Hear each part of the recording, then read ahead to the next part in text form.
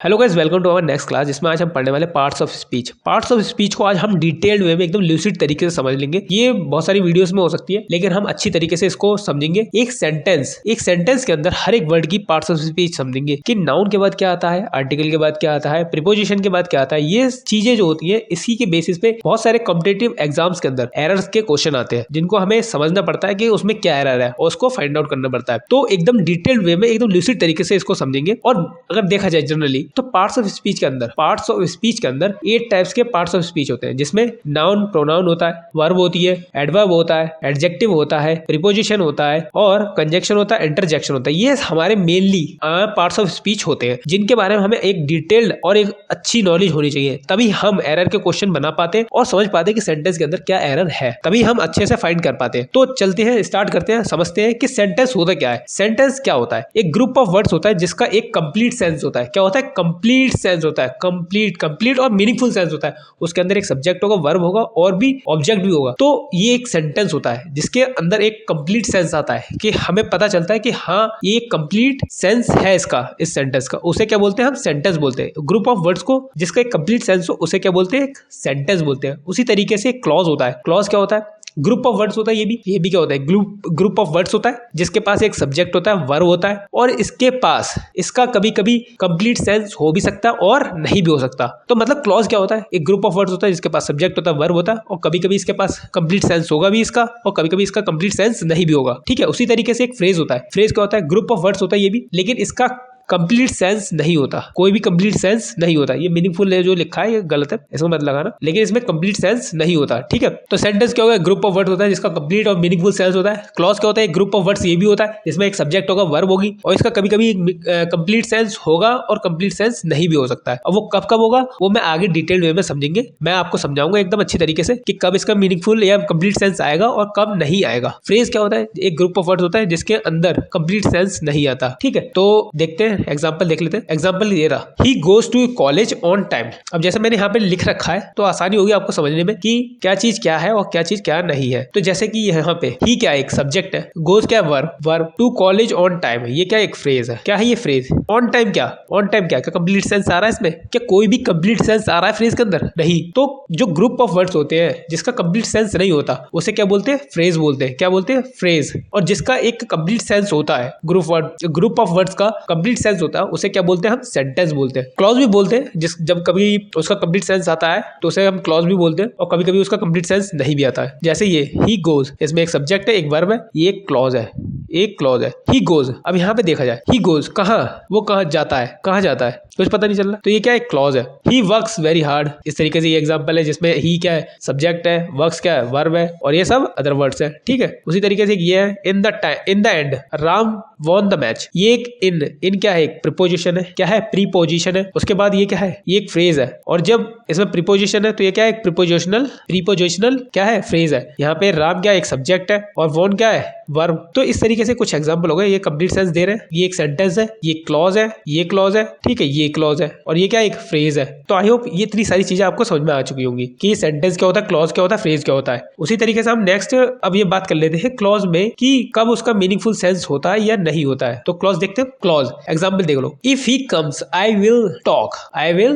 अब क्लॉज क्या होता है? जिसमें एक सब्जेक्ट होगा और एक वर्ब होगी। ठीक है। ये तो क्लॉज हो गया ना, ये क्या हो गया? क्लॉज। लेकिन कभी कभी इसका क्या होता है? मीनिंगफुल कंप्लीट सेंस होता भी है और कंप्लीट सेंस नहीं भी होता। तो कब कब नहीं होता? जब कंप्लीट सेंस हो। क्या हो? Complete sense. तो वो क्या होगा? एक इंडिपेंडेंट क्लॉज होगा। इंडिपेंडेंट क्लॉज का ही क्या होता है? मीनिंगफुल सेंस होता है। लेकिन जो सबऑर्डिनेट क्लॉज होता है, डिपेंडेंट क्लॉज होता है, उसका मीनिंगफुल सेंस नहीं होता। ये चीज ध्यान रखना कि अगर कोई भी पूछ ले आपसे कि क्लॉज का कब मीनिंगफुल सेंस या कंप्लीट सेंस होता है और कब उसका कंप्लीट सेंस नहीं होता, तो जब क्लॉज एक इंडिपेंडेंट क्लॉज होगा तो उसका कंप्लीट सेंस होगा, लेकिन जब वो डिपेंडेंट क्लॉज होगा तब उसका कंप्लीट सेंस नहीं होगा। अब इंडिपेंडेंट क्लॉज को हम प्रिंसिपल क्लॉज भी बोलते हैं, और वैसे ही सबऑर्डिनेट क्लॉज को हम क्या बोलते हैं? डिपेंडेंट क्लॉज भी बोलते हैं। तो इस एग्जांपल से आई होप आपको समझ में आ चुका होगा। यहाँ पे ही सब्जेक्ट है, कम्स वर्ब है, और एक क्लॉज है जो एक सबऑर्डिनेट क्लॉज है, और आई और विल, आई क्या यहाँ पे सब्जेक्ट है, विल क्या वर्ब है, और ये एक क्लॉज है, और इसका कंप्लीट सेंस है क्योंकि ये एक इंडिपेंडेंट क्लॉज है। आगे हम बात करते हैं कि नाउन को को कैसे आइडेंटिफाई करते हैं एक सेंटेंस के अंदर, आखिर क्या क्या तरीके होते हैं नाउन को आइडेंटिफाई करने के सेंटेंस के अंदर, जिससे कि हमें ये पता चल सके एक सेंटेंस के अंदर नाउन क्या चीज मतलब कौन सा है नाउन क्या कौन है सेंटेंस के अंदर। तो उसके लिए दो तरीके से हम पता कर सकते हैं नाउन को सेंटेंस के अंदर। पहला है हम कुछ क्वेश्चन करें, जैसे हु से, व्हाट से, होम से। अगर हम इनसे क्वेश्चन करते हैं और जो भी आंसर मिल रहा है हमें वो हमेशा क्या होगा, एक नाउन होगा। क्या होगा, नाउन। अगर हु की बात करेंगे तो क्या मिलेगा, नाउन मिलेगा। क्वेश्चन करा एक सेंटेंस में, जैसे मैं ले लेता हूँ राम गिव अ पेन, ठीक है, क्या दिया, पेन। तो पेन कौन देता है, राम, तो ये क्या है, नाउन। व्हाट, राम ने क्या दिया, पेन दिया, तो ये क्या है, ये भी नाउन है। हुम, अब इसने मतलब जैसे राम ने पेन दिया होता राहुल को, तो किसको दिया, राहुल को, तो राहुल क्या है, एक नाउन। तो ये सब क्वेश्चन करने पे हु, व्हाट, हुम क्या मिलेगा, हमेशा नाउन मिलेगा। क्वेश्चन करने पे हमें जो आंसर मिलेगा वो क्या होगा, नाउन। उसी तरीके से एक और तरीका है, जैसे आर्टिकल, एडजेक्टिव, प्रीपोजिशन, इनके बाद क्या मिलता है, हमें नाउन मिलता है। इन सब के बाद क्या मिलता है, हमें नाउन मिलता है। ध्यान रखना, आर्टिकल, एडजेक्टिव और प्रीपोजिशन के बाद हमेशा क्या मिलेगा, एक नाउन मिलेगा। जैसे कि एग्जांपल देख लो, he is a smart boy, he is a smart boy, ये है आर्टिकल, ये है एडजेक्टिव, ये है एक नाउन। बॉय, इतना तो शायद तुम्हें पता होगा कि बॉय क्या है, एक नाउन है। नाउन क्या है, कौन सा नाउन है, कॉमन नाउन है। तो अब ये पता चल गया, ये तो आर्टिकल है। आर्टिकल कौन कौन से होते हैं, आर्टिकल तीन ही तरीके के होते हैं, ए, एन और द, ये ही आर्टिकल होते हैं। और कोई तो आर्टिकल होता ना है, यही तीन आर्टिकल होते हैं। अब जब आर्टिकल आ गया तो इसके बाद हमें एक क्या चाहिए, एक नाउन चाहिए। क्या चाहिए, एक नाउन। और नाउन क्या है यहाँ पे, बॉय। अब बॉय आर्टिकल आ गया, यहाँ पे नाउन आ गया। अब इसके बीच में ये क्या रह गया, ये क्या है, एडजेक्टिव।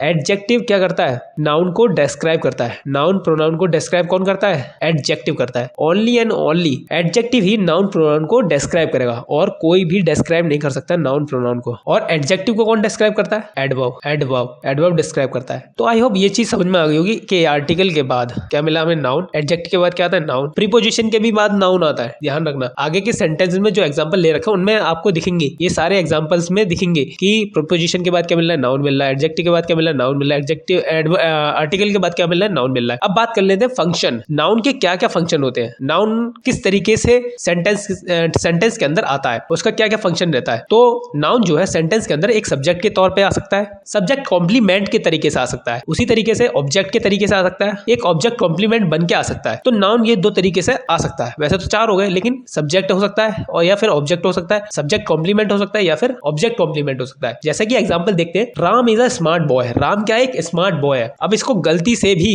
ये मत बोल देना ये तो ऑब्जेक्ट है, ना ना ना ना, ये ऑब्जेक्ट नहीं है। ये क्या नहीं है, ऑब्जेक्ट नहीं है। क्यों नहीं है, कोई बता सके, कमेंट कर सकते हो। अगर पता हो तो कमेंट करके मुझे बताओ कि ऑब्जेक्ट क्यों नहीं है। लेकिन फिलहाल मैं बता देता हूँ क्योंकि वीडियो बहुत लंबी हो जाएगी अगर मैं क्वेश्चन आंसर के लिए बैठा रहूंगा, और ये एक रिकॉर्डेड वीडियो, लाइव सेशन नहीं है, जिसकी वजह से वीडियो बहुत लंबी होगी। तो मैं ही बता देता हूँ, राम क्या एक सब्जेक्ट है। क्या है, सब्जेक्ट। अब राम क्या है, सब्जेक्ट है। सब्जेक्ट क्या है, नाउन है। नाउन ही तो है, नाउन। राम नाउन ही तो है। उसके बाद क्या आ गई, एक वर्ब आ गई, ठीक है, ये आर्टिकल आ गया। अब आर्टिकल के बाद क्या मिलता है हमें, नाउन मिलता है। क्या मिलता है, नाउन। अब ये क्या हो गया, हमारा एडजेक्टिव हो गया, जैसे कि ऊपर वाले में था, ठीक है। क्या ये ऑब्जेक्ट है, नहीं, ये ऑब्जेक्ट नहीं है। क्यों नहीं है, क्योंकि ये सब्जेक्ट की ही क्वालिटी बता रहा है। एक्स्ट्रा क्वालिटी किसकी बता रहा है, सब्जेक्ट की बता रहा है। सब्जेक्ट की एक्स्ट्रा क्वालिटी बता रहा है, तो क्या ये सब्जेक्ट कॉम्प्लीमेंट है। उसी तरीके से ऑब्जेक्ट भी होता है। जब ऑब्जेक्ट हो और ऑब्जेक्ट की क्वालिटी कोई बताए तो उसे क्या बोलते हैं, ऑब्जेक्ट कॉम्प्लीमेंट होता है। ये नहीं बोल देना कि दूसरा ऑब्जेक्ट है, नहीं। जब ऑब्जेक्ट की क्वालिटी बताए तो वो क्या होगा, ऑब्जेक्ट कॉम्प्लीमेंट। सब्जेक्ट की क्वालिटी बताए, एक्स्ट्रा क्वालिटी, तो एक्स्ट्रा उसके बारे में बताए, एक्स्ट्रा उसके बारे में बताया। सब्जेक्ट के बारे में मतलब एक्स्ट्रा इन्फॉर्मेशन दे रहा है तो वो सब्जेक्ट कॉम्प्लीमेंट है, और ऑब्जेक्ट की एक्स्ट्रा इन्फॉर्मेशन दे रहा है तो वो ऑब्जेक्ट कॉम्प्लीमेंट है। आई होप इतनी चीज समझ में आ गई होगी। फंक्शन क्या होता है नाउन के, वो चीज आसानी से समझ में आ चुके होंगे। सब्जेक्ट के तरीके से आ सकता है सेंटेंस के अंदर, या सब्जेक्ट कॉम्प्लीमेंट, या फिर ऑब्जेक्ट के तरीके से आ सकता है, या फिर ऑब्जेक्ट कॉम्प्लीमेंट के तरीके से सेंटेंस के अंदर आ सकता है। कौन, नाउन, ठीक है। नाउन तो आप पहचान सकते हो, अब मैंने बता दिया उस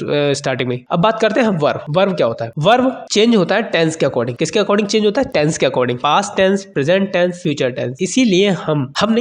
इसीलिए ग्रामर के अंदर वर्ब को रखा गया है पार्ट्स ऑफ स्पीच के अंदर। पार्ट्स ऑफ स्पीच के अंदर वर्ब को रखा गया, इसीलिए टेंस को नहीं रखा गया, क्योंकि टेंसेस के अंदर क्या होता है, वर्ब चेंज होती है, ना कि कोई सेंटेंस चेंज होता है। जब वर्ब चेंज हो रही है तो पार्ट्स ऑफ स्पीच के अंदर हमने किसको रखा है, वर्ब को रखा है, हमने नहीं, ग्रामर ने। जैसे लाइक अगर है, ये हमारा प्रेजेंट में आता है, इसको अगर प्लूरल बनाएंगे, सिंगुलर बनाया, सॉरी क्या बनाया, सिंगुलर। वर्ब क्या होती है, ये लाइक क्या एक सिंगुलर है, वो प्लूरल है। अब इसमें ईएस जोड़ दिया तो क्या बन गया, सिंगुलर बन गया। इसको पास्ट में करेंगे तो क्या बन जाएगा, लाइक्ड। तो हम हम वर्ब ही तो चेंज कर रहे हैं, तो इसीलिए टेंस के अकॉर्डिंग चेंज होती है वर्ब। दूसरी बात ये वर्ब क्या बताती है, एक तो स्टेट बताएगी, एक्शन बताएगी, पोजीशन बताएगी। हमने बहुत सारी अपनी छोटी क्लास में ये पढ़ रखा है कि वर्ब क्या होती है, एक्शन के बारे में जो बताती है वो क्या होती है, वर्ब होती है, ठीक है। लेकिन ऐसा नहीं है, वर्ब एक्शन भी बताती है, स्टेट भी बताती है, पोजीशन भी बताती है। तो एग्जांपल देख लेते हैं कौन कौन से में स्टेट बताया, पोजीशन बताया, एक्शन बताया। जैसे आई नो हर, मैं उसे जानता हूँ, मैं उसे जानता हूँ, ये एक स्टेट ही था, मैं जानता तो हूँ, कोई एक्शन तो नहीं हो रहा ना, कोई पोजीशन भी नहीं दिख रहा, तो ये क्या है, एक स्टेट है। दूसरा है I have a 40 rupee note, 40 rupee note, मेरे पास क्या है, एक 40 रुपी नोट। वैसे तो एक 40 रुपी नोट होता ही नहीं है, ये हाइपोथेटिकल एक एग्जांपल ले लिया मैंने बस मजे के लिए, बाकी और कुछ नहीं। इसमें क्या दिख रहा है, पोजीशन, मेरे पास क्या है, एक 40 रुपी नोट, ठीक है। अगर इसमें देखा जाए तो वैसे हम ऊपर के रूल्स फॉलो हो रहे हैं, जैसे आर्टिकल आ गया, आर्टिकल के बाद नाउन चाहिए, नाउन क्या है यहाँ पे, नोट है। अब नोट से पहले क्या चाहिए, एक एडजेक्टिव। अब इसके नोट आया तो किसको डिस्क्राइब कर रहा है, नाउन को। नाउन को कौन कर रहा है, रुपी। अब रुपी को डिस्क्राइब कौन कर रहा है, 40, ये एक एडवर्ब है। इसमें क्या है, एक पोजीशन दिख रहा है, ही प्लेज टेनिस, ये क्या करता है, टेनिस खेलता है, क्या खेलता है, टेनिस। इसमें क्या है, एक्शन हो रहा है। तो ये चीज हो गई हमारी कि वर्ब क्या है, एक्शन बताती है, यहाँ पे स्टेट बताया, यहाँ पे पोजीशन बताया, यहाँ पे क्या बताया, एक्शन। तो इस वर्ब के बारे में इतना ही है। आगे बात करते हैं हम ऑब्जेक्ट के। ऑब्जेक्ट हमारे दो टाइप्स के होते हैं, एक वर्ब का ऑब्जेक्ट होता है, एक प्रीपोजिशन का